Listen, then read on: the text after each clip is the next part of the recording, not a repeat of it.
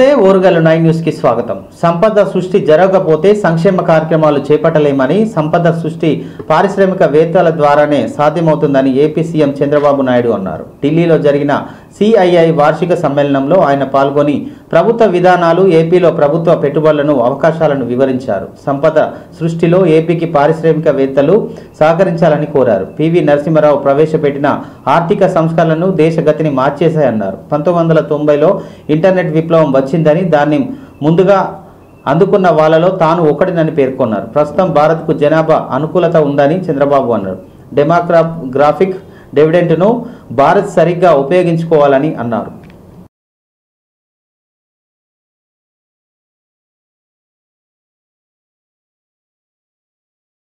Yesterday has lagging behind.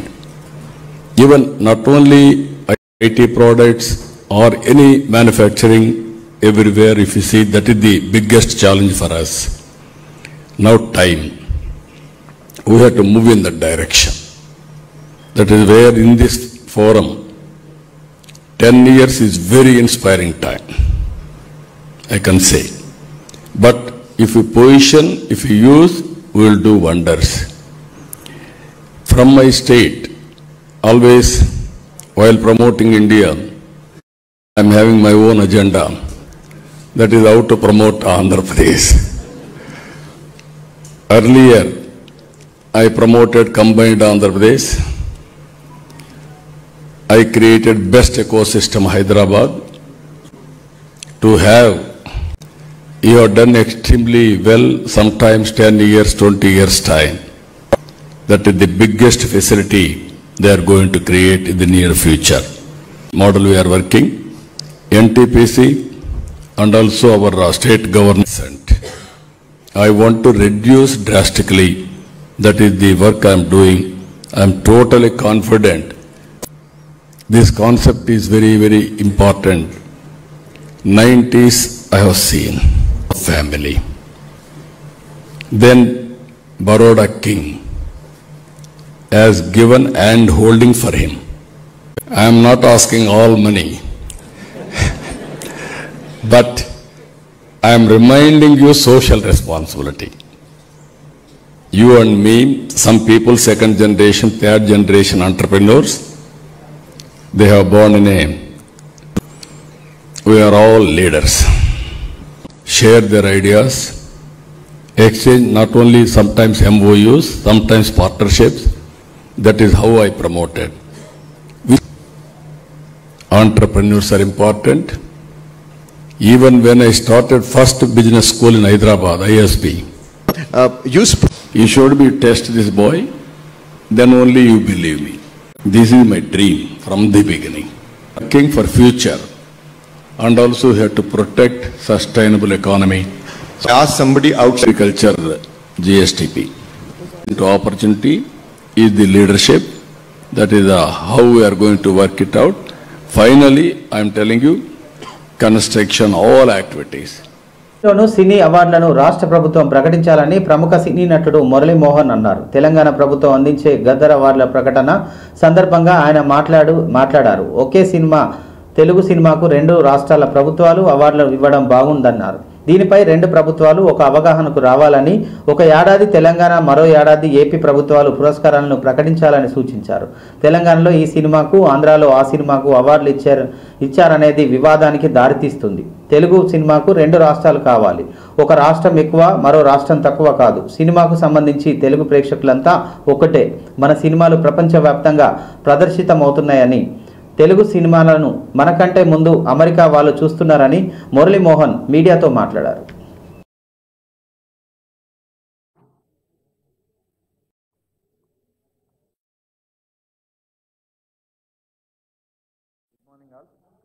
Eminent film director for outstanding contribution ప్రకటించుకున్నాం.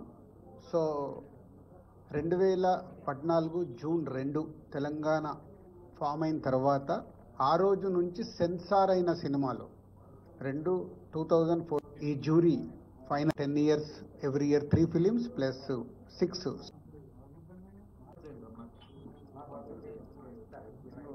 2014 సంవత్సరం అండి. Best film రాజా run 2014 సంవత్సరం అండి. Best film run Raja run. Second best film Paathshaala. Third best film Alludu Seenu. అలాగే 2015 best film first best Rudramadevi. Second best film Kanche. Third best film Srimanthudu. 2016లో first best film Shatamanam Bhavati. Second best film Pelli Choopulu. Third best film Janatha garage. అలాగే 2017లో first best film Baahubali conclusion. Second best film Fidaa. Third best film Ghazi. Mahanati of Kancharapalem మెర్సీ. Third best film middle class melodies RRR. Second best film Akhanda. Third best film Balagam. Special jury award ప్రజాకవి కాళోజీ.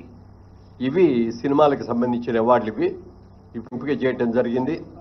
జయరాజ్ గారు, పైడి జయరాజ్ గారు అని వారి పేరు మీద కూడా మొట్టమొదటిసారిగా అవార్డుని. ఇది ఆల్ ఇండియా అవార్డు అండి. ఇది ఏ లాంగ్వేజ్ వాళ్ళైనా ఉండొచ్చు దీంట్లో, అందుకని మణిరత్నం గారికి అది ఇస్తున్నాం. Next BN Reddy award for Telugu. అలాగే 4లో నా పేరు కూడా మొట్టమొదటిసారిగా రేవంత్ రెడ్డి గారు వీరి పేరు మీద కూడా ఒక అవార్డుని ఇవ్వటం జరిగింది. ఆ అవార్డుని విజయ్ దేవరకొండకి కాంతారావు గారు అవార్డు ఇస్తున్నాం. అలాగే Raghupathi Venkaiah film award.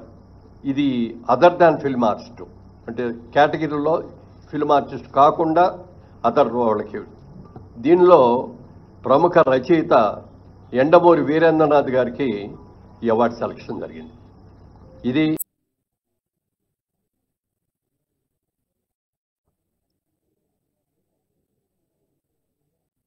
Total event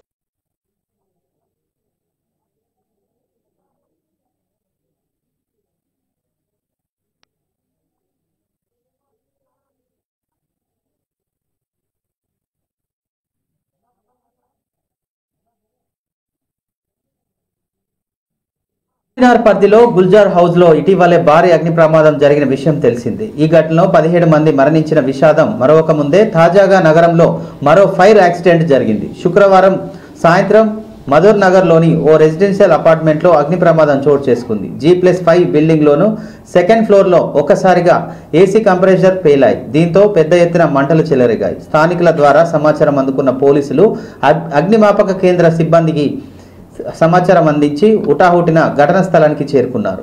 fire ఇంజన్ల సహాయంతో మంటలు అదుపు చేసేందుకు ఫైర్ సిబ్బంది తీవ్ర ప్రయత్నాలు పడుతున్నారు. ఎగసిపడడంతో సహాయక చర్యలు ఆటంకంగా ఏర్పడుతుంది. అగ్ని ప్రమాదం నేపథ్యంలో ఎలాంటి అవాంఛనీయ ఘటనలు జరగకుండా మిగతా ఫ్లోర్లలో ఉన్న వారిని ఖాళీ చేయించారు. ప్రాణ ఆస్తి నష్టానికి సంబంధించిన వివరాలు తెలియలేదు కాగా ఈ ఘటనకు సంబంధించిన పూర్తి వివరాలు ఇంకా తెలియాల్సి ఉంది.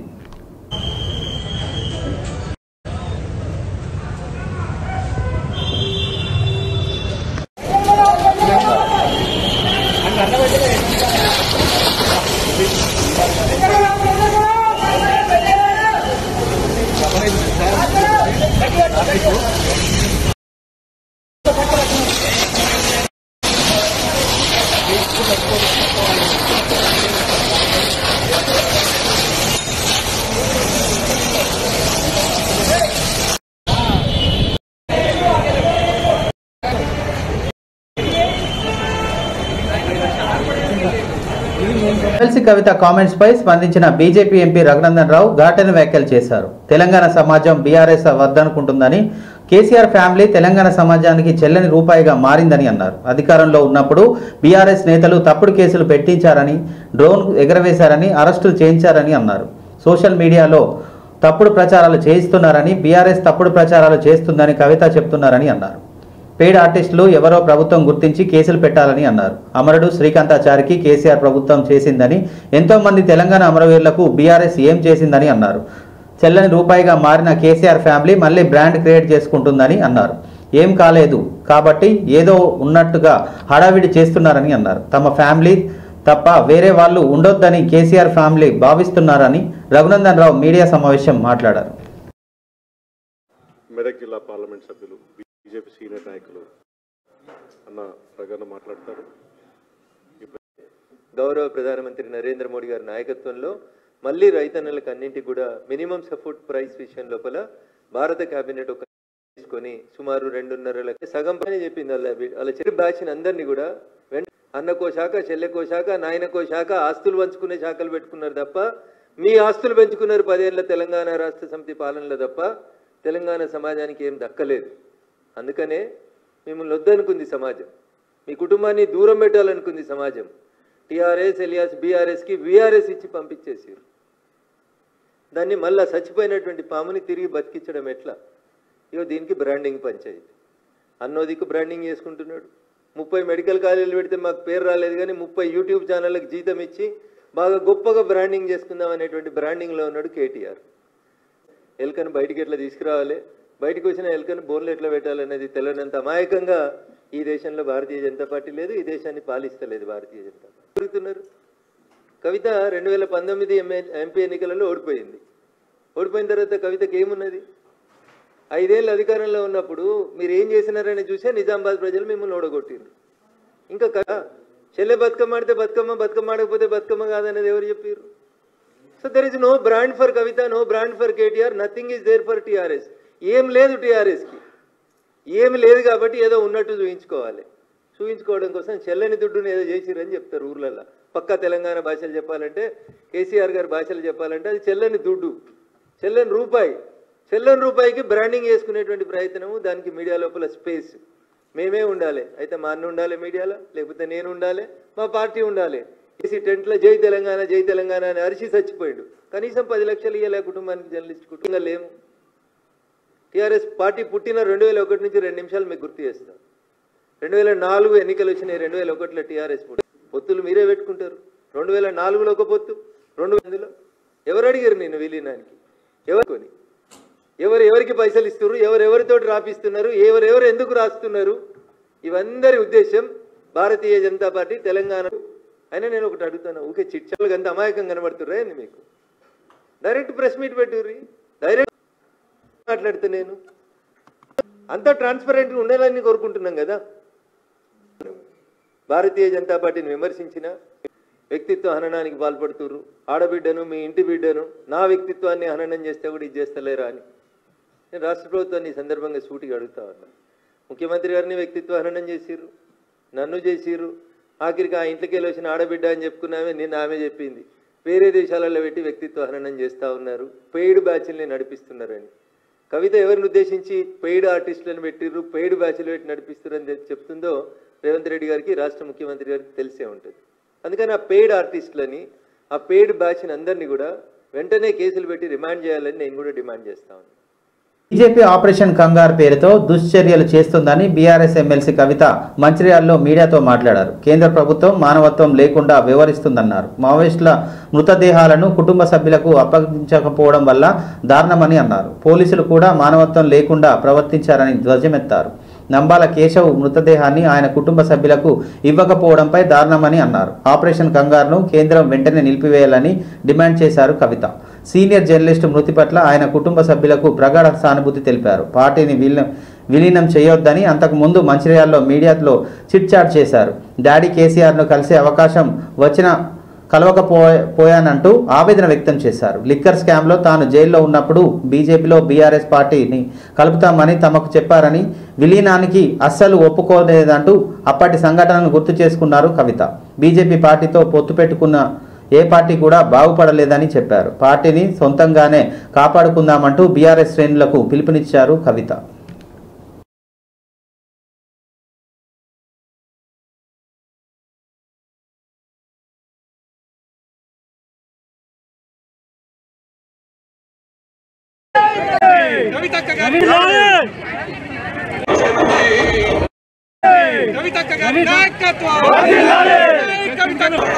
తెలుసుకొని ఇక్కడికి రావడం జరిగింది. మునీర్ గారు మన తెలంగాణ వాదాన్ని వినిపించడంలో, అదేవిధంగా అనేక విప్లవోద్యమాలకు వారి యొక్క భావజాలాన్ని వ్యాప్తి చేయడంలో, స్థానికంగా దేశవ్యాప్తంగా ఉన్న అనేక సమస్యలను ఎప్పటికప్పుడు ఎండగట్టడంలో వారు ముందుండేవారు. ఏమాత్రం భయం లేకుండా అద్భుతమైనటువంటి నాలెడ్జ్తోని, వాక్చాతుర్యంతోని ఆయన ఎంతోమందిని ప్రభావితం చేయడం జరిగింది. మరి మునీర్ గారి కుటుంబ సభ్యులకు నేను ప్రగాఢంగా నా యొక్క సంతాపాన్ని, సానుభూతిని తెలియజేస్తూ ఉన్నాను. వారికి 3 బిడ్డలు ఉన్నారు, 1 కొడుకున్నాడు. వారందరితో కూడా నేను మాట్లాడడం జరిగింది. వారందరూ కూడా ఒకటే కోరింది, మా నాన్నగారు చేసినటువంటి కాంట్రిబ్యూషన్ని, తెలంగాణ పట్ల వారు చూపించినటువంటి ప్రేమని ప్రపంచానికి మీరు తెలియజేయండి అని చెప్పి వారు అడగడం జరిగింది. నిజంగా కూడా మునీర్ గారు చాలా కష్టపడ్డారు తెలంగాణ వాదాన్ని పెంపొందించడంలో. వారికి నేను ఘనంగా నివాళులర్పిస్తూ ఉన్నాను. మరి వారు ఏవైతే విప్లవోద్యమాల గురించి చూస్తూ ఉన్నాం, అంతిమ సంస్కారం కోసం కుటుంబ సభ్యులకు మృతదేహాన్ని ఇచ్చేటటువంటి సంస్కారం కూడా లేనటువంటి పార్టీ భారతీయ జనతా పార్టీ. ఈ వైఖరిని మేము చాలా తీవ్రంగా ఖండిస్తున్నాం. ఆపరేషన్ కగార్ ఆపాలని పదే కోరినా కూడా స్పందించకుండా మారణకాండ, విధ్వంసకాండ కొనసాగించడం ఇంకొక వైపు అయితే, కనీసం మానవత్వంతో చనిపోయినటువంటి శవాలను కూడా మావోయిస్ట్ పార్టీ సభ్యులు వారి కుటుంబాలకు ఇవ్వకపోవడం అన్నది నిజంగా దారుణం. ఇది కుటుంబాలన్నీ కూడా బాధపడేటటువంటి సందర్భం. ఈ వైఖరిని మేము తీవ్రంగా ఖండిస్తున్నాం. అట్లానే మరి మంచిర్యాల జిల్లాలో నిన్నగాక మనం చూసినాం, సరస్వతి నది పుష్కరాలు కాళేశ్వరం దగ్గర జరిగినాయి. ఇదే మంచిర్యాలకు ఎంపీగా ఉన్నటువంటి వంశీ గారు కాంగ్రెస్ పార్టీ యొక్క దళిత వ్యతిరేక వైఖరిని ఎండగడుతూ మరి వారు చెప్పడం జరిగింది, మమ్మల్ని ఇన్వైట్ చేయలేదు సరస్వతి పుష్కరాలకు. నేను బాధపడ్డా. ధనం కన్నా, పదవి కన్నా కులం గొప్పది ఈ సమాజంలో, నాకు చాలా అవమానం జరిగిందని వారు చెప్పడం జరిగింది. కాంగ్రెస్ పార్టీ రేవంత్ రెడ్డి గారు యాదగిరి గుట్టలో కూడా అదే చేసిండ్రు. రేవంత్ రెడ్డి గారి కుటుంబ సభ్యులంతా కూడా పైన ఆసనాలలో కూర్చొని దళితుడైనటువంటి డిప్యూటీ సీఎం బట్టి విక్రమార్క గారిని కింది ఆసనాల్లో కూర్చోబెట్టి అవమానించినటువంటి దారుణమైన సంస్కృతి రేవంత్ రెడ్డి గారిది, కాంగ్రెస్ పార్టీది. మరి 2 పార్టీల వైఖరి కూడా మరి సమసమాజ నిర్మాణానికి కానీ, ప్రోగ్రెసివ్ థాట్ ప్రాసెస్ కానీ వ్యతిరేకంగా పనిచేస్తున్నటువంటి సందర్భాన్ని మునీర్ అన్న లాంటి జర్నలిస్టులు అందరూ కూడా తమ కళాలు జుల్పించి మరి వ్యతిరేకించాల్సినటువంటి అవసరం ఉందని చెప్పి ఈ మంచిర్యాల గడ్డ నుంచి నేను పిలిపిస్తా ఉన్నాను. ఎందుకంటే మంచిర్యాల అంటే మనందరికీ తెలుసు, పోరాటాల పటిమ ఉన్నటువంటి ప్రాంతం. సింధూర్ కాల్పుల విరమణపై సీఎం రేవంత్ రెడ్డి చేసిన వ్యాఖ్యలపై కేంద్ర మంత్రి కిషన్ రెడ్డి కౌంటర్ ఇచ్చారు. శుక్రవారం హైదరాబాద్ నాంపల్లిలో బీజేపీ రాష్ట్ర ప్రధాన కార్యాలయంలో ఆయన మీడియాతో మాట్లాడారు. పహల్గామ్ ఉగ్రదాడికి ప్రతీకారం తీర్చుకోవాలని యావత్ దేశ ప్రజలు కోరుకుంటున్నారన్నారు. ప్రజల ఆకాంక్షలకు అనుగుణంగా ఆపరేషన్ సింధూర్ చేపట్టిన ఉగ్రవాదులకు ప్రధాని మోడీ తగిన బుద్ధి చెప్పారని అన్నారు. ఆపరేషన్ సింధూర్ దెబ్బకు పాకిస్తాన్లో ఉగ్రవాద స్థావరాలపై ధ్వంసమయ్యాయని అన్నారు. ఆపరేషన్ సింధూర్కు సంబంధించిన వివరాలను భారత సైన్యం స్పష్టంగా వివరించిందని, ఎవ్వరికీ తెలియకుండా జరిగేది కాదని పేర్కొన్నారు. భారత్ తమపై దాడులు చేసిన పాక్ ప్రధాని కూడా ప్రపంచ దేశాల ముందు ఒప్పుకున్నారని, కానీ కాంగ్రెస్ అగ్రనేత రాహుల్ గాంధీ, సీఎం రేవంత్ రెడ్డి రాబర్ట్ వాద్రా విషయంలో వీడనంత వాదంగా చేస్తున్నారని ఫైర్ అయ్యారు. రాహుల్ అన్ని విషయాలు చిత్రాల ద్వారా, వీడియోల ద్వారా యావత్ ప్రపంచానికి చూపించిన విషయాన్ని ఈ సందర్భంగా మనవిస్తున్నాను. ఇది భారత సైన్యం చెప్పినటువంటి అంశాలే కాదు, పాకిస్తాన్ స్వయంగా పాకిస్తాన్ ప్రధానమంత్రితో సహా అనేక వీడియోల ద్వారా స్పష్టంగా ప్రపంచానికి తెలిసింది. డిమారలైజ్ అయ్యారు, మేము తిరిగి దాడి చేయలేకపోయామని పాకిస్తాన్ ప్రధానమంత్రి స్వయంగా ప్రకటించినటువంటి వీడియోలను, లేక రేవంత్ రెడ్డి ఈ 3 రాళ్ళు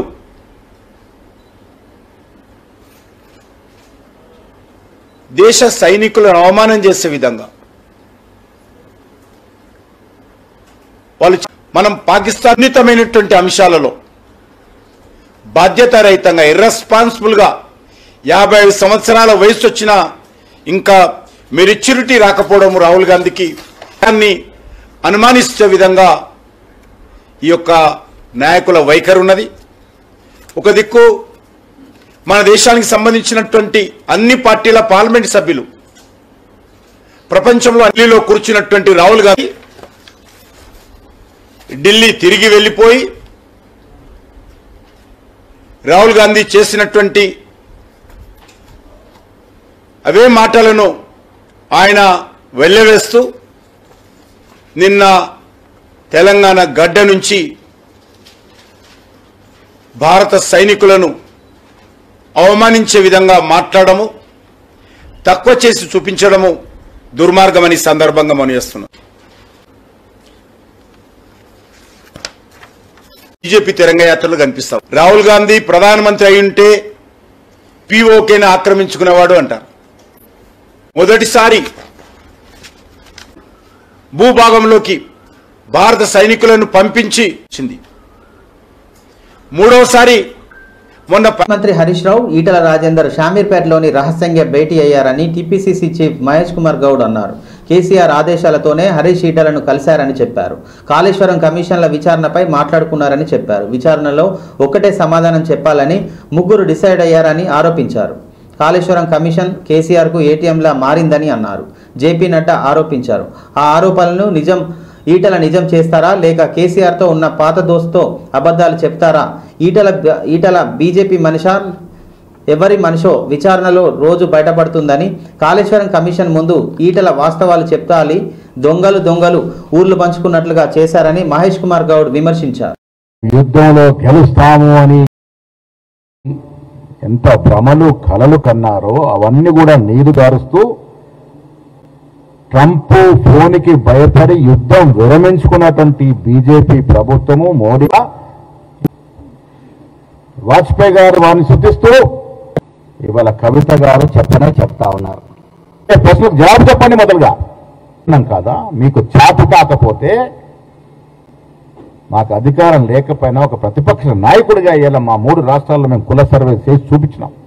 మీరు హరీష్ రావు కేసీఆర్ మాట్లాడుకో తీరు వల్ల కేసీఆర్కు లాభమయ్యే విధంగా మీరు వాంగ్మూలం వచ్చి మీరు మోడీకి వ్యతిరేకమని చెప్పుకుంటారా? ఇది తేల్చాల్సిన అవసరం ఉంది. ఈటల గారు మీరు మాకు పక్కా సమాచారం ఉంది. ఈటల గారు హరీష్ రావు గారు కేసీఆర్ మాట్లాడుకొని చుట్టూ కట్టి 80 ఏళ్ళు అవుతా ఉంది. ఒక గీత కూడా పల్లె. అరే ఈ దేశం సైనికులకు బాసటగా ఉంది. అందులో కాంగ్రెస్ పార్టీ ముందుంది. చెప్పకుండా దేశానికి దిశ రాహుల్ గాంధీ గారి మీద నోరు పారే ప్రజలు మిమ్మల్ని సైనికత్వాలు ఓపెన్ అయిపోయినాయి అండి. మీరు గొప్పగా వర్ణించుకునే యుద్ధం ఎందుకు అర్ధాంతంగా ఆగిపోయింది? ప్రతి పార్టీలో లీక్ కావాలి, అయితే కేసీఆర్ ఆఫీసులో లీక్ కావాలి. 2 చోట్ల అవకాశం ఉంది, అంతే కదా. ఆమె లెటర్ ఎట్లా రాసిందో కూడా తెలియదు. మెయిల్ ద్వారా రాసిందో మరి దేని ద్వారా రాసిందో మాకు అవసరం ఉంది. ఇప్పుడు కవిత అంటుంది కాంగ్రెస్ నావా అని. అసలు మునిగిపోతున్న నావా కాదు, మునిగిపోయిన నావా. 2-0 పార్టీ నామమాత్రం 8 సీట్లు వచ్చిన పార్టీ కలిస్తే చిల్లర కోట్ల అప్పులు ముంచేసి పోతే అవసరాల గురించి మాట్లాడుతూ ఉన్నారు. మేము కూడా వింటా ఉన్నాం. సమాచారం ఈటల గారు టెక్నికల్గా బీజేపీలో ఉన్నారు కానీ మళ్ళీ ఆయన మనసంతా పాత ఇంటి కొట్టుకుంటానే కనబడతా ఉంది. ఎస్ మోడీ గారు నడ్డా గారు అన్నది వాస్తవం చేస్తా ఉన్నారు. మా పార్టీకి కానీ ప్రత్యేక లేదు. తెలంగాణ వ్యాప్తంగా అక్రమ నిర్మాణాలపై కొరడా రుబ్బిలిస్తున్నారు అధికారులు. ప్రభుత్వ స్థలాలు ఆక్రమించే కట్టిన నిబంధనలకు విరుద్ధంగా కట్టిన ఎక్కడికక్కడ నేలమట్టం చేస్తారని రెవెన్యూ అధికారులు ఆక్రమించింది ఎంతటి వారైనా వదిలిపెట్టే సమస్య లేదని అక్రమ నిర్మాణాలకు కూల్చివేస్తున్నామని అన్నారు. మే 30న గృహప్రవేశం చేసిన రోజే ఒక ఇల్లును కూల్చివేశారు రెవెన్యూ అధికారులు. సంగారెడ్డి జిల్లా అమీన్పూర్ పరిధిలో 947 సర్వే నంబర్లో ఇవాళ అక్రమ నిర్మాణాలను కూల్చివేశారు అధికారులు. పోలీసుల బందోబస్తుల మధ్య రెవెన్యూ, ఇరిగేషన్, మున్సిపల్ శాఖల సంయుక్త కూల్చివేతలు చేపట్టారు. ఈ రోజే గృహప్రవేశమైన ఇంటిని సైతం కూల్చివేశారు అధికారులు. ప్రభుత్వ భూమిలో ఎలాంటి అక్రమ నిర్మాణాలు చేపట్టినా వాళ్ళు ఎంతటి వారైనా ఉపేక్షించేది లేదని అధికారులు హెచ్చరించారు.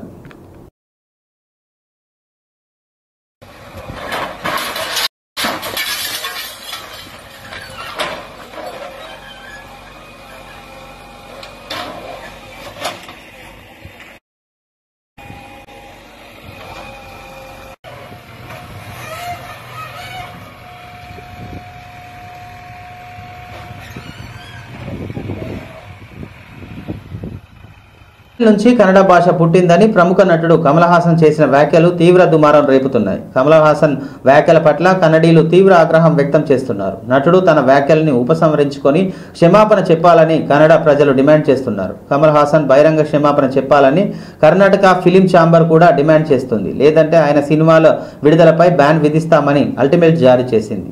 ఈ వివాదంపై కమల్ హాసన్ తాజాగా మరోసారి స్పందించారు. కన్నడ భాషపై తాను చేసిన వ్యాఖ్యలపై బహిరంగ క్షమాపణ చెప్పాలనే డిమాండ్లను ఆయన తోసిపుచ్చారు. నేను తప్పు చేస్తే క్షమాపణ చెప్తా, కానీ నేను ఎలాంటి తప్పు చేయనప్పుడు క్షమాపణ చెప్పనని తెగేసి చెప్పారు. ఇది నా జీవన విధానమని, దయచేసి దీనిలో జోక్యం చేసుకోవద్దని ప్రజల్ని కోరారు. భారతదేశం ఒక ప్రజాస్వామ్య దేశమని, చట్టం న్యాయంపై నాకు పూర్తి నమ్మకం ఉందని కమల్ హాసన్ అన్నారు. Please don't tamper with that. Kannada was made out of love and there is no need to apologize. Yes. But despite that, the pro-Kannada they are threatening a boycott of your film satellites. So what do you have to say on that? This is a democratic country and I believe in law and justice and I believe always love will triumph. And my love for Karnataka is true. My love for Andhra is true. My love for Kerala is true. So nobody will suspect it except those with an agenda. Sir, you need to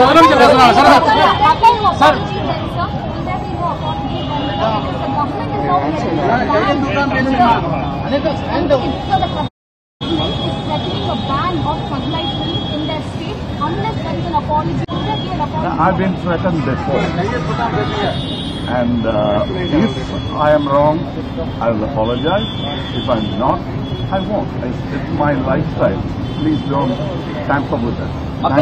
Warangal జిల్లా బద్దియ పరిధిలో 41వ డివిజన్లో ప్రత్యేక అభివృద్ధి SDF నిధులు 34 లక్షల అంచనా వ్యయంతో చేపట్టనున్న CC road, drainage నిర్మాణ పనులకు రాష్ట్ర దేవాదాయ అటవీ పర్యావరణ శాఖ మంత్రి శ్రీమతి కొండ సురేఖ శంకుస్థాపన చేశారు. ఈ కార్యక్రమంలో నగర మేయర్ గుండు సుధారాణి, జిల్లా కలెక్టర్ డాక్టర్ సత్యశారద, కార్పొరేటర్లు, బల్దియా ఇంజనీరింగ్ అధికారులు తదితరులు పాల్గొన్నారు. ఈ సందర్భంగా మంత్రి కొండ సురేఖ మీడియాతో మాట్లాడారు.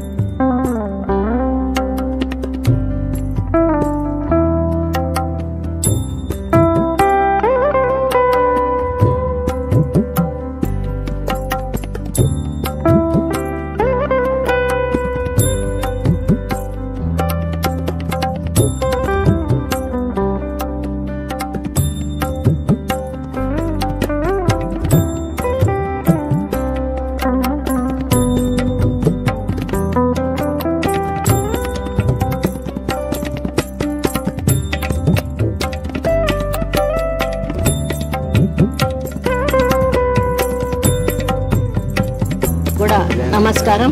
ఈరోజు వరంగల్ ఈస్ట్ నియోజకవర్గంలో వివిధ అభివృద్ధి పనుల శంకుస్థాపన కోసం రావడం జరిగింది. ఈ 19th డివిజన్ మరి ఏరియాలో 50 లక్షలతోటి సైడ్ డ్రైన్స్ 15th ఫైనాన్స్ కమిషన్లో తీసుకోవడం జరిగింది. దాని తర్వాత 42 డివిజన్లో కూడా 35 lakhs తోటి, 41 డివిజన్లో 35 lakhs తోటి ఎస్డిఎఫ్ ఫండ్స్ తోటి అక్కడ కూడా మరి డెవలప్మెంట్ కార్యక్రమాలు కూడా తీసుకోవడం జరుగుతుంది. చాలా కార్యక్రమాలు ఉన్నాయి. మేము అవన్నీ కూడా ఫౌండేషన్ వేయాల్సి ఉన్నాయి. చాలా శాంక్షన్స్ అయినవి ఉన్నాయి. మరి గతంలో ఎక్కడ పోయినా కూడా నేను చేసిన రోడ్లు, నేను చేసినటువంటి డ్రైన్స్ మాత్రమే ఉన్నాయి.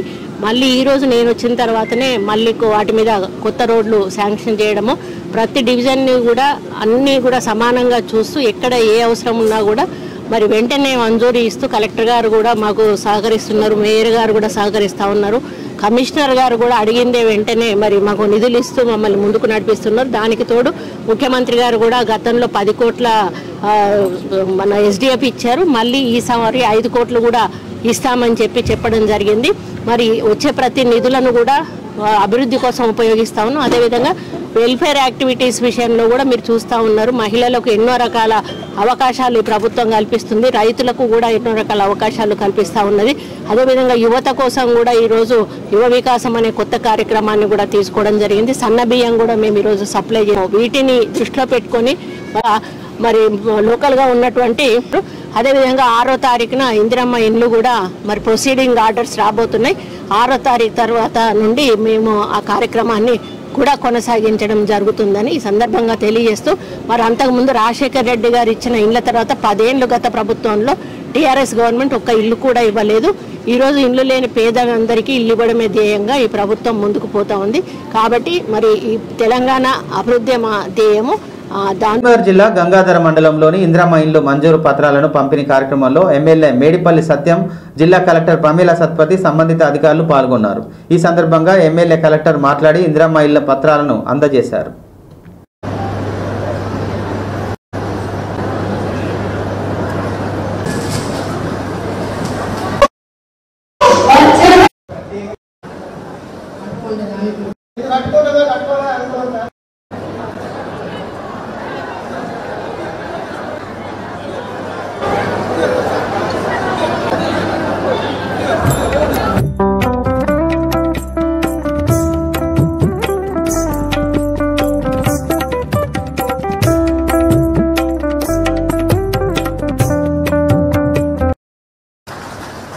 ఎంతో మంది జీవితంలో ఇల్లు కట్టించాలని చెప్పి నిర్ణయం తీసుకున్నారు. నిర్ణయం తీసుకున్న వెంటనే అది అమల్లో కూడా వచ్చింది. మన గంగాధర మండలంలోనే మన పైలట్ గ్రామం పుడికలతో మరి 720 వస్తాయా మన మిగతాలకు రాలా అంటే మీ అందరి ఆశీస్సులకు ఇంకా ఈ ప్రభుత్వం మరో 4 సంవత్సరాలు అధికారంలో ఉంటుంది. మనకు ఉంది ఈ 4 సంవత్సరాలు కూడా ఈ గంగాధర మండలంలో కానీ ఈ కొత్తగల్లి నియోజకవర్గంలో కానీ మేమున్న మీ అందరి ఆశీస్సులతో వాళ్ళకి ఇల్లు కట్టించే బాధ్యత నాదని చెప్తున్నా. ప్రక్రియని చాలా పకడ్బందీగా నిర్వహించడం జరిగింది. సో కాన్స్టిట్యున్సీ వాటికి మన జిల్లాకి చూస్తే సుమారు 2152 ఇల్లు ఈరోజు మనము ఇవ్వగలుగుతున్నాము. సుమారు మొదటి ఫేజ్లో 200 వాటికి కుర్క్యాల గ్రామంలో ఇవ్వడం జరిగింది. ఆ తర్వాత ఇప్పుడు ఇవ్వగలుగుతున్నాము. సో అందరికీ కూడా మా విజ్ఞప్తి, త్వరగా ఇల్లు కన్స్ట్రక్షన్ చేపియాలి. ఇంతకుముందు బీడీ హౌసింగ్ గారు చెప్పిన పేమెంట్లు కూడా పడతాయి. కాబట్టి దయచేసి వర్షకాలం ఇంకా ఎక్కువ స్టార్ట్ చేసే ముందు మీరు కన్స్ట్రక్షన్ చేయాలని కోరుకుంటున్నాను. జిల్లా నర్సాపూర్ పోలీస్ స్టేషన్ పరిధిలో 325 క్వింటళ్ల మొక్కజొన్నలను చోరీ కేసును పోలీసులు ఛేదించారు. ఏప్రిల్ 23న కల్లూరు గ్రామానికి చెందిన బొద్దుల శ్రీనివాస్ మొక్కజొన్నలను సంతోష్, అబ్దుల్ రజాకు లారీలో లోడ్ చేసి దొంగలించారు. వాటిని కామారెడ్డి జిల్లాలోని స్నేహ చికెన్ ఫార్మా గోదాంకు 7,48,000కు విక్రయించారు. పోలీసులు 2 నిందితులను అరెస్టు చేసి రిమాండ్కు తరలించారు. ఏఎస్పీ ఉపేందర్ రెడ్డి వెల్లడించారు వివరాలను. ఈ కార్యక్రమంలో గ్రామీణ సిఐ కృష్ణ, స్థానిక ఎస్ఐ సాయి కిరణ్, ఏఎస్ఐ శంకర్ తదితరులు పాల్గొన్నారు. దానికి 7,45,000 తీసుకొని అతను ఈ అబ్దుల్ రజాక్ అతనికి కొంత అమౌంట్ ఇవ్వడం జరిగింది. మిగతా అమౌంట్ మొత్తం 7,48,000 వేరు అకౌంట్. ఆ లారీని అదే లారీతో అయితే పట్టుకుంటారేమో అని ఒక దొంగతనం చేసిండు కదా, మార్చేసిండు అనమాట. నెంబర్ ప్లేట్ అబ్దుల్ రజాక్ గారికి నెంబర్ ప్లేట్ ఒకటి మంచి తయారు చేపించేసి దగ్గర ఉన్నటువంటి స్నేహ పౌల్ట్రీ ఫార్మ్స్కి చికెన్ ఫామ్ గోదాంకి అమ్మటం జరిగింది. కాబట్టి ఇక వీళ్ళు మక్కలు దొంగతనం చేసి వాళ్ళు అమ్మితే వాళ్ళు కొన్నారు అనమాట. తర్వాత నెక్స్ట్ మీ రిసీవింగ్ దొంగతనాన్ని వెరిఫై చేసుకున్న ఇది జెన్యునా కాదా, వీడికి మక్కలు లారీ డ్రైవర్ మక్కల అమ్మడం అనేది ఆలోచన కూడా లేకుండా కొన్నటువంటి దొంగసూత్రులు కొన్నటువంటి అతనికి రిసీవర్ ఆఫ్ స్టోరేజ్ ప్రాపర్టీ కోసమే ఒక సిమ్ కొనుక్కొని ఆ సిమ్ వేసుకొని ఎఫ్ఐఎస్ వరకే యూజ్ చేసిండు. తర్వాత కాబట్టి ఉన్న ఎవిడెన్స్ తీసేసిండు, జైలుకి పంపించడం జరుగుతుంది. అకౌంట్ని మొత్తం అందరికీ పంపించడం జరిగింది. దానికి ఇట్లాంటి మక్కలు కానీ ఏమైనా సరే ఇచ్చేసి పంపొద్దు. తెలిసిన వాడికి వాళ్ళతో పాటు ఎక్స్కార్ట్గా మీ వాళ్ళు కూడా వెళ్ళాలి, లేదంటే వాడు ఇంటర్వ్యూ తీసుకుని వెళ్ళిపోతాడు ఎక్కడికి. కావాలంటే కాబట్టి అప్పటి దొరికేది కాదు. ఏదో సూపర్విజన్ చేసి ఈ కేసుని సక్సెస్ఫుల్గా డిటెక్ట్ చేసినందుకు సిఐ గారిని అభినందిస్తున్నాం. ఎస్పీ గారికి రివార్డ్ రోల్ కూడా సిఐ గారికి, ఎస్ఐ గారికి, కానిస్టేబుల్స్ అందరికీ కూడా ఈ కేసులో ఇన్వాల్వ్ అయిన అందరికీ కూడా రివార్డ్ రోల్ పుటప్ చేయడం జరుగుతుంది. నిర్మల్ జిల్లా నర్సాపూర్ మండలం త్రూటి గ్రామంలో రైతులు తమ ధాన్యాన్ని కొనుగోలు చేయాలని శుక్రవారం రోడ్డెక్కారు. తడిసిన ధాన్యాన్ని సైతం కొంటామని ప్రభుత్వం ప్రకటించినా స్థానికంగా కొనుగోలు చేయడం లేదని ఆగ్రహం వ్యక్తం చేశారు. బైన్సా నిర్మల్ జాతీయ రహదారిపై రాస్తాకోస్తా నిర్వహించి వెంటనే ధాన్యం కొనుగోలు చేయాలని డిమాండ్ చేశారు. ప్రభుత్వం స్పందించి తమ సమస్యను పరిష్కరించాలని రైతులు కోరారు.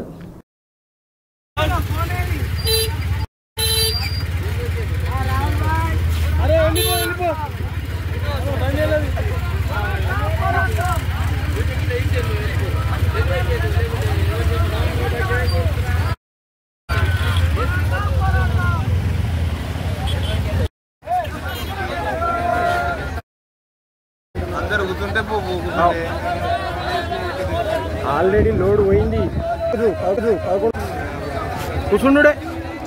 నిర్మల్ జిల్లా నర్సాపూర్ మండల కేంద్రంలోని బక్రీద్ను శాంతియుతంగా నిబంధనలకు లోబడి జరుపుకోవాలని అదనపు ఎస్పీ ఉపేందర్ రెడ్డి పిలుపునిచ్చారు. జంతు సంరక్షణ చట్టాలపై అవగాహన కల్పించారు. జంతువులను తరలించే వాహనాలను ఎవరు అడ్డుకోవద్దని, పశువుల రవాణాకు వెటర్నరీ డాక్టరు ధృవపత్రం తప్పనిసరిగా స్పష్టం చేశారని అన్నారు. గోవులు, లేగదూడలు అక్రమ రవాణా చేయకూడదని హెచ్చరించారు. పండుగకు పోలీస్ శాఖ అన్ని ఏర్పాట్లు చేస్తుందని తెలిపారు. ఈ సమావేశంలో సిఐ కృష్ణ, ఎస్ఐ సాయి కిరణ్ తదితరులు పాల్గొన్నారు. వ్యవసాయానికి పనికిరాని ఈ జంతువుల్ని బలించడం కోసం పనికొస్తారు. దానికి సంబంధించి మీరు ట్రాన్స్పోర్ట్ చేసేటప్పుడు వెహికల్కి ఎన్ని జంతువులను పెట్టవచ్చు, మేకలు అయితే మేకలు, గొర్రెలు కానీ వేరే ఏదైనా జంతువుల్ని కెపాసిటీకి పెంచి దాన్ని ట్రాన్స్పోర్ట్ చేస్తే దానికి సంబంధించిన సెక్షన్స్ విధించడం జరుగుతుంది. అదేవిధంగా వెటర్నరీ డాక్టర్లు తర్వాత ఎవరి దగ్గర కొన్నారో వారి యొక్క రిసిప్టు, కొన్నట్టు ఎవిడెన్స్, తర్వాత వెటర్నరీ డాక్టర్ గారు ఆమోదం పొందిన తర్వాత మాత్రమే అది స్లాటర్ హౌస్కి లేదా కొనుక్కోవడానికి ఎలిజిబిలిటీ ఉంటుంది. ముఖ్యంగా దున్నపోతుల విషయంలో ఎటువంటి రిస్ట్రిక్షన్ లేదు. అయితే ఆవుల విషయంలో టోటల్గా ప్రొహిబిటెడ్. ఎద్దుల విషయంలో ఇవి అగ్రికల్చర్ పనికిరావు, గేదెల విషయంలో కూడా ఇవి పాలకు పనికిరావు అని సర్టిఫైడ్ ఇచ్చి ఇస్తేనే రిటర్న్ అట్లా క్యారీ చేసి ట్రాన్స్పోర్ట్ తీసుకెళ్ళవచ్చు. మిగతా ఏదైనా సరే ఆవు దూడలు కానీ, గిత్త దూడలు కానీ, ఆవులు కానీ ప్రొహిబిటెడ్. గేదెలు, పాలించే గేదెల్ని, గిత్త ఎద్దులు. ఇంతటితో ఈ వార్తలు సమాప్తం. మరో వార్తలతో మళ్ళీ కలుద్దాం. చూస్తూనే ఉండండి ఓరుగల్లు 9 న్యూస్.